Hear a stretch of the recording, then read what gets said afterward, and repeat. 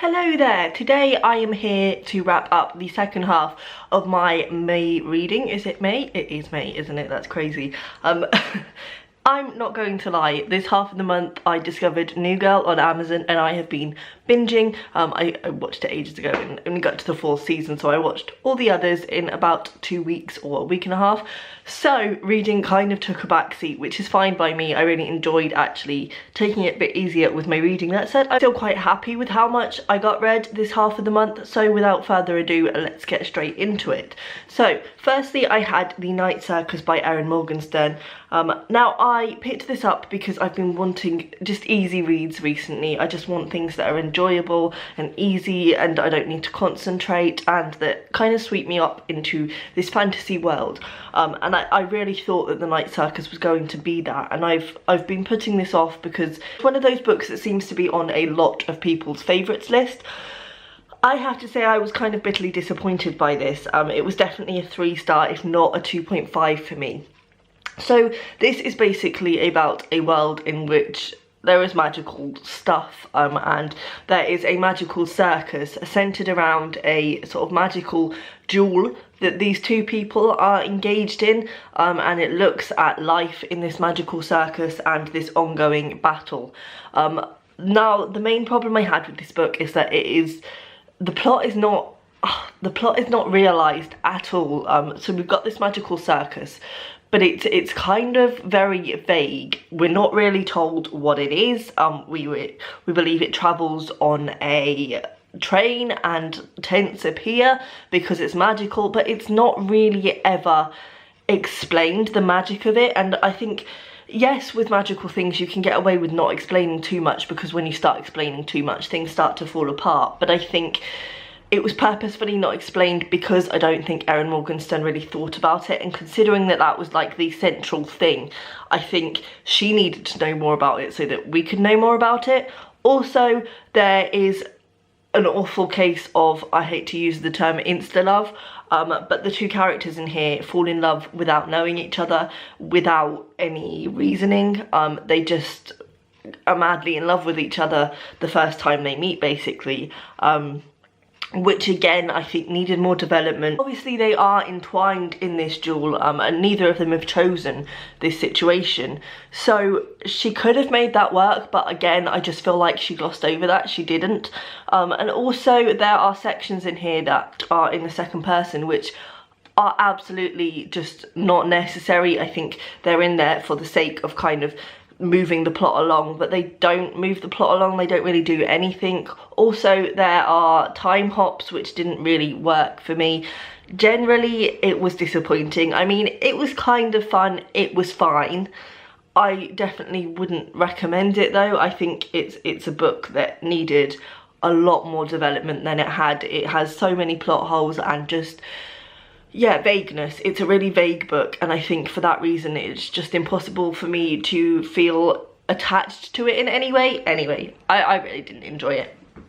Then I read Daisy Johnson's Everything Under. I've been wanting to read Daisy Johnson for a long time. I think because she is a young writer who has obviously been nominated for the Man Booker with this book, she's been on my radar and she's really fascinated me. I've been following her on Instagram for a while, and I finally got round to this. I'm not gonna lie, I think I probably didn't do this book any favours because I read it during the time when I was binging New Girl, so I was literally reading a few pages a night, which I don't think helped it at all.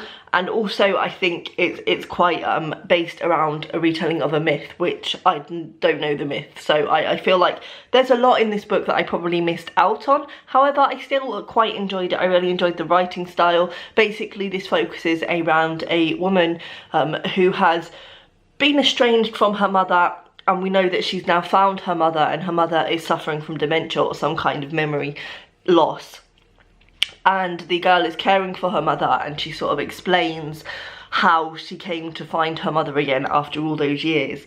And the only slight niggle I had, which I suppose is something that I would have understood more if I knew the myth that this was a retelling of, was that the mother-daughter relationship I thought was really interesting. I wanted to focus on that, but we don't. We actually go back and focus on a man who was staying with them for a while and sort of a mystery that unravels around him. And I felt like that kind of detracted from what would have been most interesting for me in this book.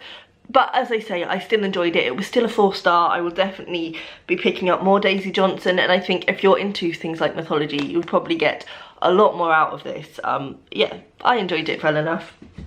Then I read my Shakespeare for the month, which was Much Ado About Nothing. As I say with the other ones, I'm not going to go into plots because they're Shakespeare plays. Most people know the plots. I have to say that I enjoyed this more than I have been enjoying the other Shakespeares that I've been reading recently, and I think what did it is because this is kind of a more light-hearted play, whereas I've been focusing on the tragedies because I love tragedy. This was more light-hearted and kind of silly and fanciful, and so it kind of broke up the similarities. Obviously there are still similar themes. I find that most of the Shakespeare plays I've been reading revolve around things like a marriage and, you know, scandals coming to the fore and things like that, but I did enjoy it a lot more. I would say it was much more fun than the other plays that I've been reading. I'm kind of still on the fence about whether I want to carry on with my Shakespeare challenge, but then I know if I stop it, I probably won't motivate myself to read any more Shakespeare plays, and it is quite nice being able to know these Shakespeare plays and recognise quotes that come from them that I didn't know came from Shakespeare, and to just be able to say that I've read Shakespeare and I know the stories. So I don't know, I'll keep trying to push through. I'll keep trying. And then finally I finished with J.K. Rowling's Harry Potter and the Deathly Hallows.